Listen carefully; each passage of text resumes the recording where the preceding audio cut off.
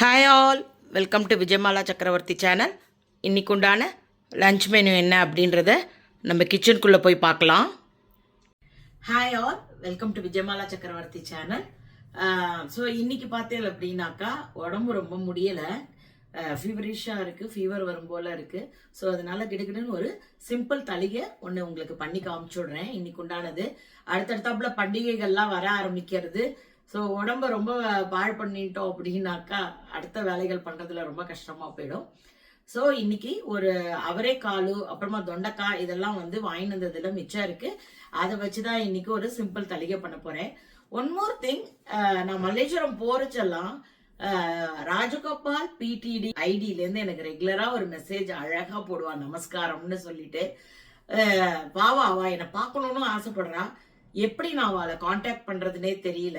Video பாக்குறச்ச எனக்கு உங்களோடது nearby location ஏதாவது இருந்ததுன்னா கூட எனக்கு மென்ஷன் பண்ணுங்க. நான் வந்து எப்படியாவது உங்களை அங்க கண்டுபிடிச்சு உங்களை வந்து பாக்குறேன். நானு உங்களை வந்து பாக்கணும்ன்ற ஆசையும் எனக்குமே இருக்கு. இந்த வீடியோ மூலமா நான் நிறைய பேரை சம்பாதிச்சிருக்கேன். ஸோ எனக்கு நல்ல உள்ளங்களோட ஆசீர்வாதங்கள் நிறைய இருக்கு. சில நேரங்கள்ல நான் ரொம்ப துவண்டு போயின்னு இருக்கேன். சமீப காலமா ரொம்ப ரொம்ப துவண்டு போயின்னு இருக்கேன். மனசளவுலையும் உடல் அளவுலையும் நான் ரொம்ப மோசமா போயின்னு இருக்கேன். அதுக்கு கூட இருக்கிற சில பீப்புள்களோட என்ன சொல்றது, கத்தி எடுத்து குத்துற சில விஷயங்கள் ரொம்ப வலிக்கிறது. வேலை செஞ்சவா என்னைக்குமே வேலை செஞ்சுட்டு இருக்கணும், உக்காந்து சாட்டவா என்னைக்கும் உக்காந்து சாப்பிட்டுட்டே இருக்கணும். இதுதான் உலக நியதி. இது எல்லாருக்குமே தெரிஞ்சது. எல்லா ராத்திரியும் நடக்கிற விஷயம் தான். எங்காத்துல மட்டும் ஸ்பெஷலா எதுவுமே நடக்கல. அந்த மாதிரி எல்லாம் சில நேரங்கள்ல ஆயிடுறது. நல்ல உள்ளங்களை நான் நிறைய சம்பாதிச்சிருக்கேன். அவளெல்லாம் பார்க்கணும்னு எனக்கு கூட ஆசை இருக்கு. ஸோ அந்த ராஜகோபால் பிடிடி ஐடியில இருக்கிறவா வந்து எப்படியாவது எனக்கு உங்களுடைய லொகேஷனோ எதுவோ எப்படி சூட்சமாக அதுல எனக்கு மென்ஷன் பண்ண முடியுமோ பண்ணுங்க. நான் உங்களை வந்து பாக்குறேன் நானு. ஸோ நம்ம இன்னைக்குள்ள வீடியோக்குள்ள போலாம் வாங்கோ. உங்க எல்லாருக்குமே வீடியோ பிடிச்சிருந்தா லைக் பண்ணிட்டு பாருங்க. இன்னைக்கு உண்டான தலிகைக்கு எடுத்து வச்சுட்டு இருக்கிற காயெல்லாம் அவரைக்கால் எடுத்து வச்சுட்டுருக்கேன். தொண்டைக்காய், துவரம்பருப்பை வந்து அலம்பிட்டு ஊற போட்டிருக்கேன். புளிஜலம் நினச்சி வச்சுருக்கேன். இப்போ இந்த அவரைக்காலுவையும் இந்த துவரம்பருப்பையும் குக்கரில் போட்டு வேக போட்டு எடுத்துக்கலாம். நான் பொதுவாக வந்து பருப்பு இதெல்லாம் போடுறச்ச மஞ்சப்பொடி உப்பு எதுவுமே போட மாட்டேன். காரணம் என்னென்னா சம்டைம்ஸ் அது என்ன ஆகுது, வேக மாட்டேங்கிறது. ஒரு நாளை பொறுத்து இருக்குது. இன்றைக்கி நான் கிட்டத்தட்ட ஒரு பருப்பு ஒரு அரை மணி நேரம் போல் ஊற வச்சுருக்கேன். பட் ஸ்டில் சம்டேஸ் ஆக மாட்டேங்கிறது. இன்றைக்கி நான் வந்து காலு போட்டிருக்கேன் இல்லையா. ஸோ காலுக்குள்ளே உப்பு இறங்கணுன்னாக்கா கொஞ்சமாவது உப்பு போட்டால் தான் நல்லாயிருக்கும். இவ்வளோ போட்டுக்கிறேன்.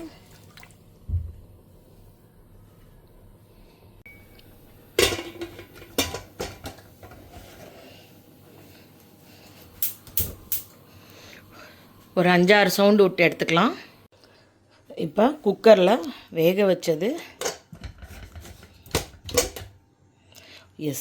பருப்பு, அதுக்கப்புறமா அவரைக்காலும் ரெண்டுமே வந்து நல்லா வெந்திருக்கு.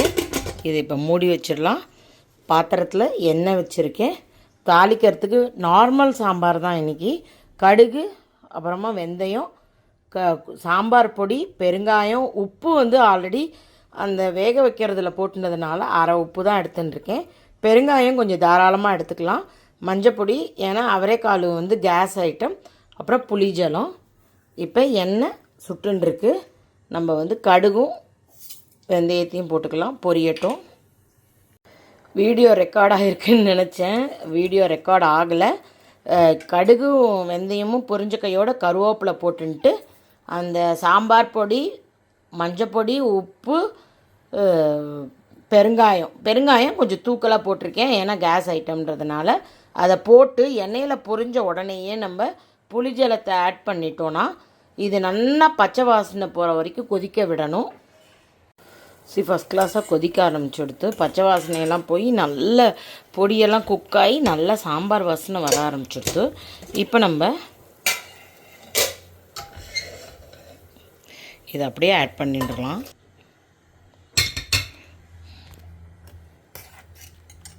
பருப்பு, பருப்பெல்லாம் நல்லா மசிஞ்சிடுத்து. இன்றைக்கி நல்லாவே அரை மணி நேரம் போல் ஊற வச்சுருந்தேன். கொஞ்சம் இந்த குழம்பு நீர்க்க இருந்தால் ராத்திரி இட்லிக்கு தொட்டுக்கிறதுக்கு நல்லாயிருக்கும். ஸோ இது கொஞ்சம் நேரம் கொதித்து எல்லாம் ஒன்றா பிளெண்ட் ஆகட்டும். சாம்பார் நல்லா கொதிச்சு எடுத்து வாசனை வர ஆரம்பிச்சுடுத்து. கொத்தமல்லி தழை போட்டாச்சு. இப்போ நம்ம சாம்பாரை ஆஃப் பண்ணிடலாம்.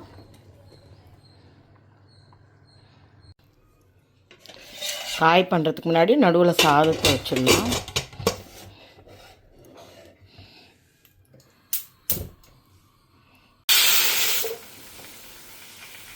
ஸோ தொண்டைக்காயை நீட்டாக கட் பண்ணி எடுத்துட்டேன். வெறுமை வானலியை அடுப்பில் வச்சுருக்கேன்.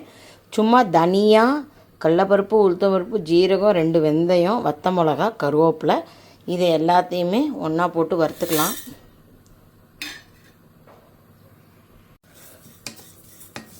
காத்தாலேருந்து உடம்பு ஒன்றுமே அழுக்கையாக இருக்குது. ஜுரம் வர மாதிரி இருக்குது. எனி டைம் இன்னும் ஒரு 1 or 2 ஹவர்ஸ்க்குள்ளே நன்னாவே ஜுரம் வந்துடும் தோன்றுறது. அதனால் ஒன்றுமே இல்லாட்டினாலும் அட்லீஸ்ட் அடிப்படையாக ஏதாவது ஒரு தலைகையை பண்ணி வச்சுட்டு போய் படுத்துட்டா கூட அவள் போட்டு சாப்பிட்டுப்பா. படபடப்பாக இருக்குது உடம்பு. இது நன்னா வறுத்துடலாம். பருப்பெல்லாம் நல்லா செவக்க ஆரம்பிச்சுடுத்து. நான் இப்போ இதை மட்டுமே நீங்கள் பொடி பண்ணி காயில் போட்டுட்டு கடைசியாக தேங்காய் பூ போடலாம். நான் இன்றைக்கி அந்த மாதிரி பண்ண போடல. ஏதோ சொன்னேனே, ஏதோ ஒன்று தலைகை பண்ணணுன்ட்டு.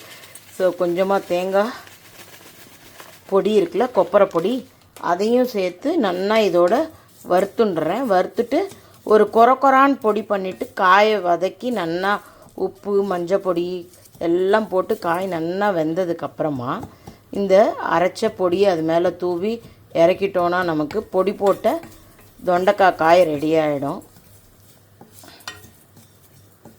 லேசாக செவக்க இப்போ இப்போயே நல்ல வாசனை வர ஆரம்பிச்சிடுது. இந்த சிகப்பு கலர் வந்தால் போகிறோம். இதுக்கு மேலே வர வழிக்க வேண்டாம். இப்போ நம்ம அடுப்பை ஆஃப் பண்ணிவிட்டு இதை பொடி பண்ணி எடுத்துட்டுலாம். இதை நல்லா கொரன்னு பொடி பண்ணி அரைச்சி எடுத்துன்னு வந்துடலாம். ஸோ இப்போ பொடியாக அரைச்சி எடுத்துன்னு வந்தாச்சு.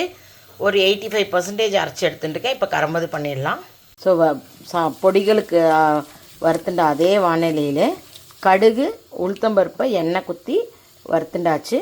இப்போ நம்ம தொண்டைக்காயை இதோட சேர்த்துட்டுலாம்.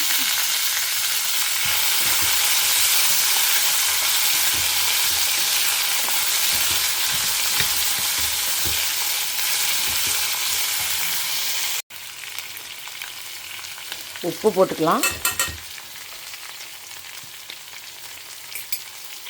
அதுக்கப்புறமா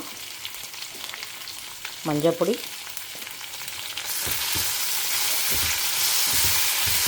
உப்பு போட்டு கொஞ்சமாக தண்ணி தெளித்து மூடி வைக்கலாம். ஏன்னா இந்த தொண்டைக்காய் வதங்கிறதுக்கு கொஞ்சம் டைம் எடுக்கும்.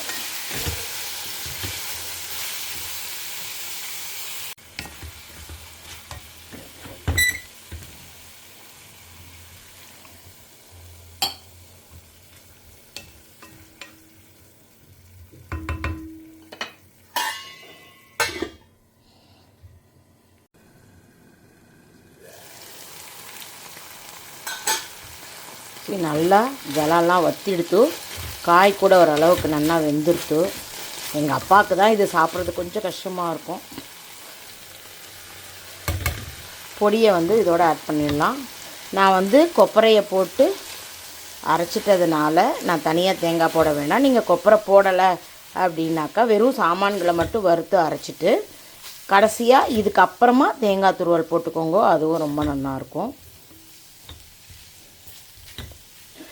ஒரு 2 minutes இப்படியே விட்டுட்டோம் அப்படின்னா அந்த உப்பு காரம் எல்லாம் காய்க்குள்ளே இறங்கிடுத்துனா ஆஃப் பண்ணிட்டோன்னா நமக்கு பொடி போட்ட தொண்டைக்காய் காய் ரெடி. ஸோ இன்றைக்கு உண்டான பேசிக் தளிகை ரெடியாக எடுத்து பார்த்தேன்னாக்கா சுட சுட சாதம் வச்சுருக்கேன்.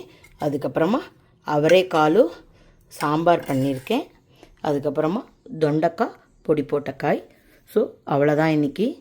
இதுக்கு மேலே உடம்பு ஒத்துழைக்கல. Hope you are all enjoying my video. If you like it, please like and subscribe my channel. Thank you for watching. Bye bye all.